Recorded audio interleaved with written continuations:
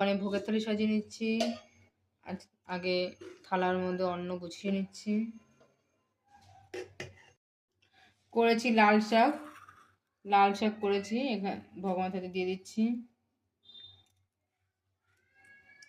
আর করেছি বেগুন ভাজা, ভগবান থেকে দিয়ে দিচ্ছি।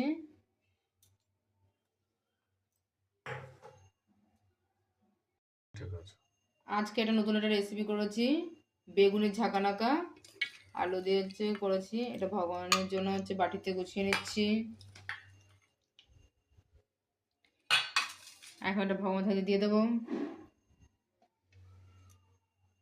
আর সোয়াবিন করেছি, এর মধ্যে ক্যাপসিকাম দিয়েছি, ধনেপাতা দিয়েছি, দিয়ে এটা রসা হয়েছে, এটা ভগবান থেকে দিয়ে দিলাম। সবকিছু তুলসী পাতা দিয়ে দিয়েছি, স্যালাড দিয়ে দিয়েছি। এখন ভগবান নিয়ে যাবো। হরে কৃষ্ণ।